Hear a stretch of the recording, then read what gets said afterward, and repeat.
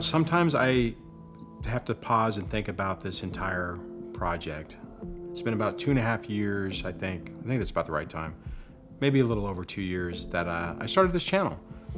And it's interesting because it's not that it's gone through a bunch of different iterations. It's been basically the same topic and the same premise, just trying to help people get through these really tough experiences and find a way through it and find a way to the other side of it. And it's crazy to think about where I've been and where I'm at now. It's one of those things where in the midst of all of this, it felt like I was never going to get through it. It really felt just devastating.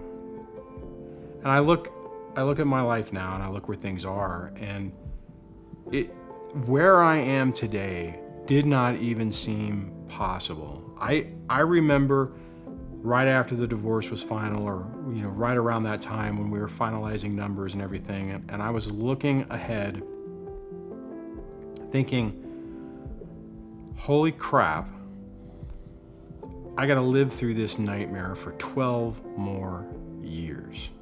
12 years. And my attorney initially said, things get better with time. And in situations not like what we're going through, it probably does, right? After a few years, things calm down, people start moving on with their lives, people start working and doing different things, and it's just things calm down. But as you guys know, when you're dealing with a toxic person in a high conflict divorce, it doesn't ever calm down. It always stays the same, and it always is a little off. So when I was looking at my situation, initially I had a little bit of hope because it was like, okay, well, the finances will get a little bit better. She'll start working. I remember one point my attorney, he pulled out and he's like, okay, well, this is what the number is right now. And I'm like, holy crap. He goes, yeah. But when she starts working, even if she gets a minimum wage job, it'll be this. And I'm like, oh, okay. I'm like, all right, well, she'll get a job, who the hell's going to not work for forever, right? And that was back whenever I still didn't really understand what I was dealing with. So as I was going through this and things started to get worse instead of better, the parental alienation started happening, just stupid stuff. Just crazy things that made zero sense. And I started to crash because, well, one, I couldn't understand what was going on, but then I was looking at it going, oh my God, this is gonna last for over a decade. I had this feeling, and I remember thinking this, is like, I won't be able to even restart my life for another 12 years. I'm trying to remember, what would that be? So I got 6 years left, so like 52. It's like, I'm not gonna be able to start rebuilding my life until 52? And and then, if you're anything like me, then you start going down this catastrophic way of thinking that you look at everything, it's like, oh, well, you get the money back, but the taxes go up, and then you have to put money for this. And it's just like, I just wrapped myself around the axle, and it just made everything worse. And then you couple that with the shenanigans that the ex was doing, the stresses at work, the conflicts with the kids, and all that stuff. And it really seemed just insurmountable. It seemed like one of those things that you could never escape from and never find any joy. And I can remember thinking back at those times. I can remember thinking, 50s, late 50s is when I would start to be able to enjoy stuff. That's when I could be able to, start buying stuff or doing things or whatever. It's like, I remember thinking, hope to God my car doesn't break because I'll never be able to get another one. My credit was ruined. All the things, all the things that were going wrong. And you might be going through that too. You might be at this stage, at the beginning stages of this, thinking, as I'm saying all this, going, yeah, absolutely. And it doesn't matter. It doesn't matter whether you're the mom or the dad or the payee or the payer.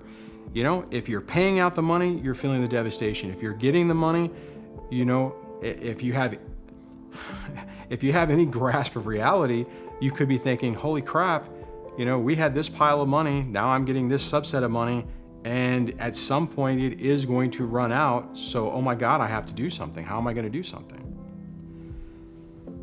And I think it's really common to be in that mode, to be unsure of what your future is and what you're going to go through.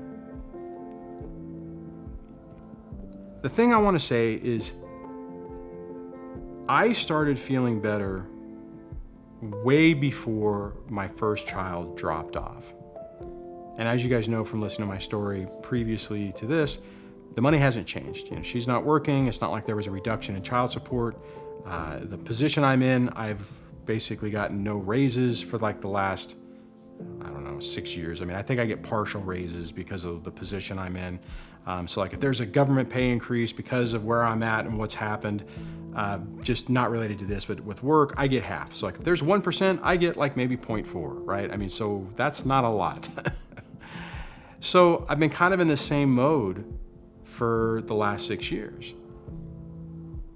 But what I'll tell you is as I worked through this and started to heal from this, I started to change my priority of what I was focusing on and started to find my joy again. In some of my older videos, I used to talk about changing your perspective and just modifying your thought process, basically, and that it makes a big difference. Now, there are times where you can look at that and you're in the middle of it. It's like, well, how is that going to work, right? How are you going to get to the point that you're not completely angry at the ex? How are you going to get to the point that you feel like things are really improving? And what happens is you have to get over the anger of what's happened, right? What's being taken from you or what you're not getting, depending on your particular story. And you have to re-baseline to what your reality is now. Now, part of that is hard, and I'll say that, because if you had a vision of your life going a particular direction, and now you can't go that direction because now you don't have the amount of money you used to have, or you don't have the resources that you had, and you don't have access to credit, you don't have access to all these different things, it's a hard, bitter pill to swallow. And it was really hard for me too. I remember the first time, I built up my credit really well. I remember the first time I applied for just a stupid credit card, and I was turned down. It's like, nope. I get that now. Back in now granted, I get that things have changed, but I had good credit. Didn't have a problem. Getting a loan was not a problem. Never an issue. Had a good credit rating, that whole thing. So when that changed, when my previous version of reality changed and I had to acclimate to this new standard of living, it was really tough. Now, the really weird part as I look at it now is, honestly, I was doing okay. I didn't have the purchasing power and I didn't have the flexibility that I had, but I was okay. And I should have been able to see the light at the end of the tunnel that things would get better. But it took me a couple of years to get to that point. That was not something that I got to quickly. And a lot of people, when they tell you it gets better, things get better with time or whatever, and if you're sitting at the beginning of this and you're looking at it going, wait a minute, how does it get better?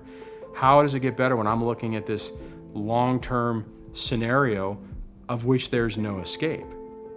The problem with that thought process is that you get into this negative realm of thinking, and it's kind of like you think bad thoughts, and it's like it manifests itself. I don't want to necessarily be like, oh, manifest yourself a mansion. Wouldn't that be nice?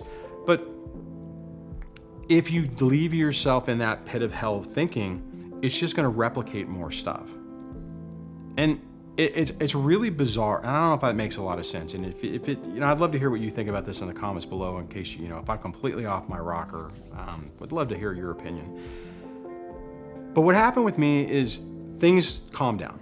Things started to get a little bit better. Now, part of it was I didn't really understand what I was dealing with, and it was in a box, right? So I was starting to dig myself out of the hole.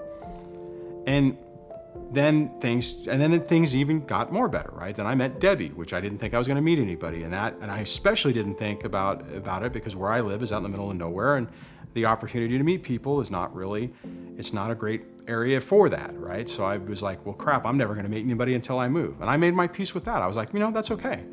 I'll be okay. I like, my home is stable. I'm enjoying my days. I'm enjoying my time with the kids. I'm enjoying the time without the kids. Everything was really going well.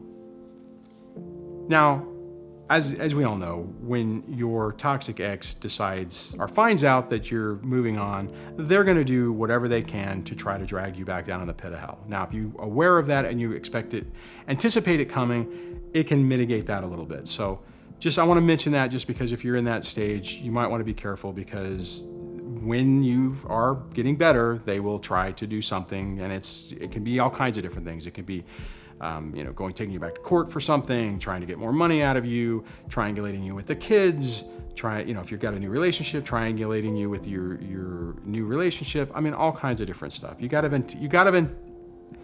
have to anticipate that they're going to modify their tactics to adapt to your new way of life. Bottom line is, things did get better, and things do get better. And when you're able to process that anger and the bitterness of what you've lost and realized it's in the past, you can't, it's in the past, you have to start picking the pieces up and start rebuilding your life. And the crazy part about this is once you start doing this, most of the time, things really start to get better. And sometimes it happens gradually to where you don't even realize it's happening until you've gotten farther into it, and you're like, whoa, wait a minute, what happened? I was really angry. I was really bitter. I mean, how did I get to this point? So my point of this video is, when you're struggling in the first part about this, and you feel like I felt that you're just not going to get away from it and that you're trapped in it, try to hold on to hope that you can get through this, you can make your peace with it, and start rebuilding a life that's actually pretty damn good. So, I don't know. I'd love to hear your thoughts on this. I know sometimes whenever, I know that whenever certain people said things like this to me whenever I was going through it, it made no sense. It's like, well, how? How do you get to the other point? And I think I covered that a little bit in this video. Hopefully that resonates with you. Would love to hear what you think. Like I said, if you like this video, give it a thumbs up. If you like the channel, please subscribe if you think if it's helpful for you. And I'll chat with you on the next video. Take care. Bye.